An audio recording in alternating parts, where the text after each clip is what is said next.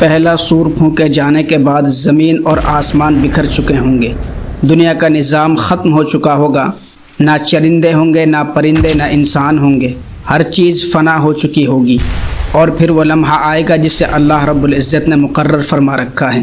حضرت اسرافیل علیہ السلام دوسرا سور پھونکیں گے۔ یہ وہی سور ہوگا، لیکن اس بار آواز موت کی نہیں بلکہ زندگی کی ہوگی۔ اچانک زمین پھٹنے لگے گی، پرانی قبریں جو صدیوں سے جسموں کو اپنے اندر سمیٹے بیٹھی تھی ٹوٹ کر پھٹ جائیں گی، قبریں ایک ایک کر کے الٹی جائیں گی جیسے اندر سے کسی نے زبردستی باہر دھکیل دیا ہو۔ کفن میں لپٹے جسموں کے ٹکڑے، مٹی میں ملی ہوئی ہڈیاں اور گوشت سب ایک ساتھ حرکت میں آ جائیں گے۔ وہ جسم جنہیں زمین نے کھا لیا تھا پھر سے جمع کر دیے جائیں گے، ہڈیوں پر گوشت چڑھا دیا جائے گا، رگوں میں خون دوڑنے لگے گا، آنکھوں میں روشنی واپس آ جائے گی۔ اچانک ایک جھٹکے کے ساتھ لوگ کھڑے ہونے لگیں گے، کوئی حیرانی میں اپنی آنکھیں مل رہا ہوگا، کوئی زمین کو دیکھ کر کانپ رہا ہوگا۔ سب ننگے پاؤں ہوں گے، ننگے بدن ہوں گے، اور سب کے چہروں پر خوف کی لکیریں ہوں گی۔ کسی کے چہرے پر حیرت ہوگی، یہ کیا ہو رہا ہے؟ کسی کی آنکھوں میں خوف ہوگا، میں کہاں آ گیا ہوں؟ کوئی قبروں سے رینگتے ہوئے نکلے گا، کوئی اچانک پوری قوت کے ساتھ کھڑا ہوگا، لیکن ایک بات سب میں برابر ہوگی، خوف اور دہشت۔ یہ زمین بالکل برابر کر دی جائے گی، نہ پہاڑ ہوں گے، نہ درخت، نہ بستیاں، بس ایک کھلا میدان ہوگا، جہاں تک انسان کی نگاہ پہنچے گی وہاں تک نظر آئے گا۔ آسمان سرخ کر دیا جائے گا جیسے آگ جل رہی ہو، ہوا میں گھٹن ہوگی جیسے سانس لینا مشکل ہے، صرف زمین کے پھٹنے کی گرج اور لوگوں کے قدموں کی چاپ سنائی دے گی۔ اس دن ہر انسان ہکا بکا رہ جائے گا، کوئی اپنے ہاتھوں کو دیکھ رہا ہوگا کہ یہ دوبارہ گوشت میں کیسے بدل گئے، کوئی اپنی آنکھوں کو ٹٹول رہا ہوگا کہ یہ دوبارہ کیسے دیکھ رہی ہیں، کوئی زمین کو دیکھ کر کانپ رہا ہوگا کہ وہ قبر جس میں صدیوں سویا تھا آج ٹوٹ کر بکھر گئی ہے۔ کچھ لوگ مٹی میں لت پت اٹھیں گے، کچھ اپنی قبروں سے بھاگ کر نکلیں گے جیسے کوئی آگ ان کے پیچھے لگی ہو، کچھ اپنے کفن کے ٹکڑوں کو سمیٹنے کی کوشش کر رہے ہوں گے۔ ایک ہی لمحے میں اربوں انسان زندہ کر دیے جائیں گے، آدم علیہ السلام سے لے کر آخری انسان تک سب ایک ہی میدان میں ہوں گے۔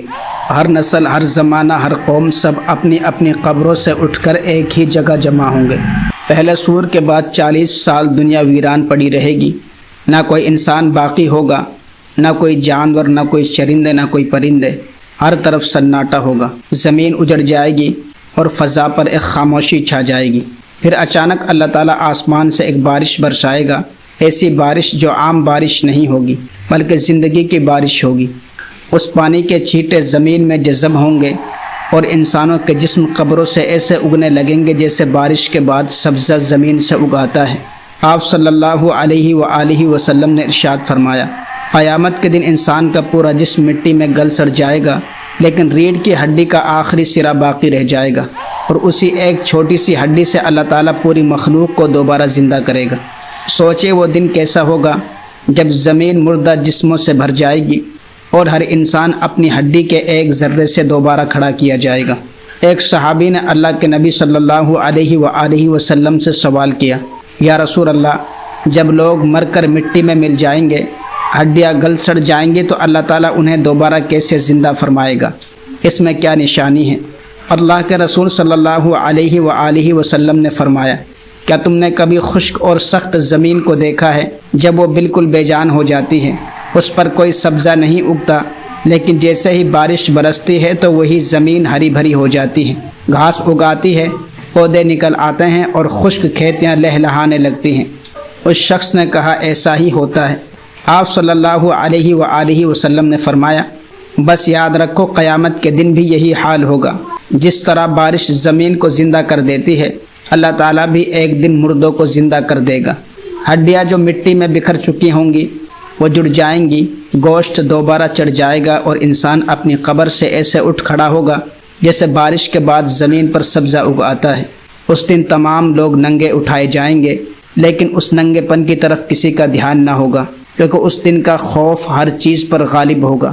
دل دہل جائیں گے، سانسیں اٹک جائیں گی، اور آنکھیں دہشت سے پتھر کی طرح جم جائیں گی۔ ہر انسان کے ذہن میں بس ایک ہی سوال گونج رہا ہوگا، اب میرا انجام کیا ہوگا؟ وہ دن ایسا دن ہوگا، ماں اپنے بیٹوں کو بھول جائیں گی، بھائی بھائی کو نہ پہچانے گا، اور کوئی کسی کی پرواہ نہ کرے گا۔ اس دن انسانوں کو 3 جماعتوں میں بانٹ دیا جائے گا۔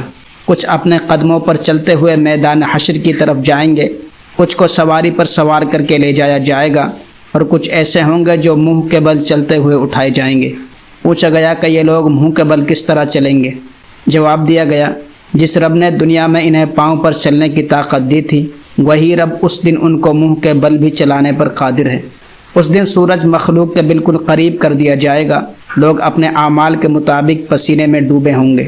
کسی کا پسینہ ٹخنوں تک پہنچے گا، کسی کا گھٹنوں تک، کسی کا کمر تک، اور کچھ ایسے بھی ہوں گے جن کا پسینہ ان کے منہ تک پہنچ جائے گا۔ وہ پسینے میں ڈوبتے جائیں گے، گھٹتے جائیں گے، اور کوئی سہارا نہ ہوگا۔ اس دن جب اللہ تعالیٰ اپنی عظمت کی تجلی دکھائے گا تو سب کو سجدے کا حکم ہوگا۔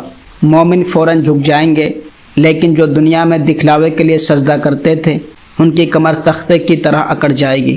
وہ چاہیں گے کہ جھک جائیں، مگر جھکنے کی طاقت نہ ہوگی۔ اس دن جس کا نامہ اعمال دائیں ہاتھ میں دیا جائے گا وہ خوشی سے جھوم اٹھے گا اور دوسروں کو خوشخبری سنائے گا۔ اس کا حساب بہت آسان ہوگا۔